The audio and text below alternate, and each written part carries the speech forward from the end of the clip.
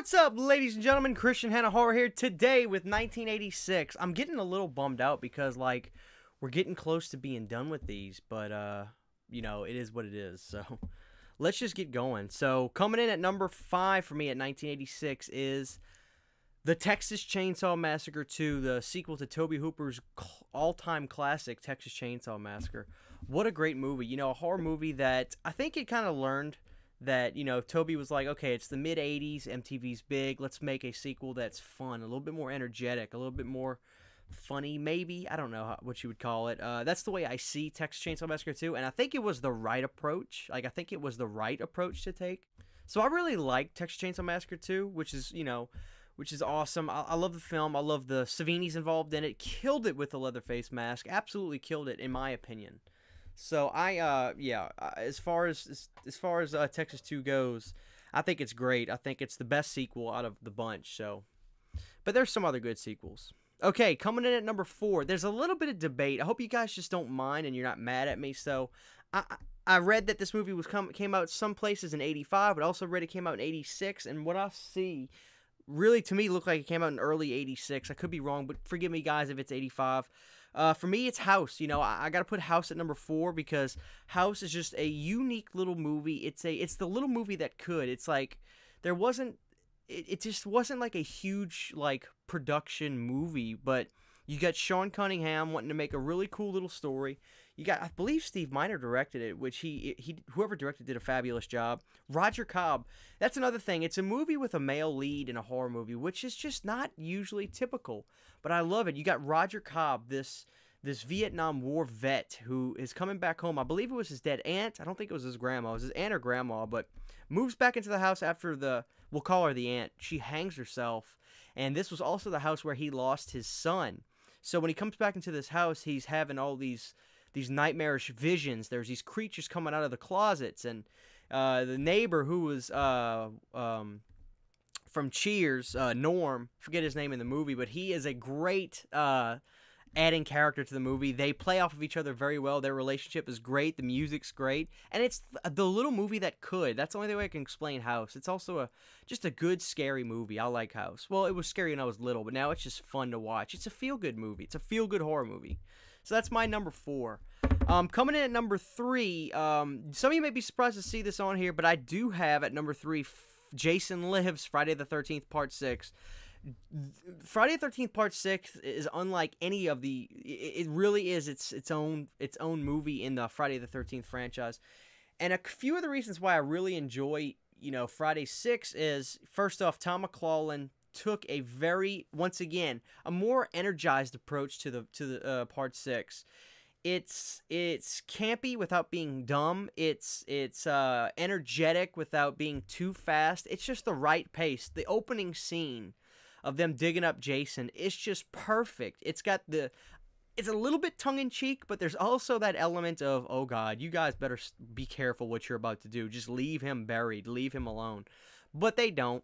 And you got the great Tom Matthews, who is just another absolute gem of an actor. I met him. He was a fantastic guy. So Part 6 just is awesome.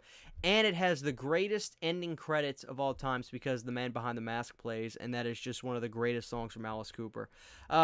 C.J. Graham, a great Jason. I have been vocal about not liking the look of Jason in Part 6 with the gardening belt and all that stuff, but that's, again, a small, petty thing to get mad about. Other than that, I think Part 6 is just an awesome movie. It's fun. The kills are interesting in it.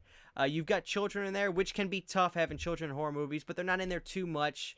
What they say can be funny, and you don't take it as just so seriously. It's a fun little horror movie. So yeah, I love Friday the 13th Part 6, and it's great. So here's my top 2 of '86. Coming in at number 2 is Aliens, one of the biggest, baddest horror movies of all times. It really is. Aliens, the sequel to the great Alien, which I don't think it's talked about.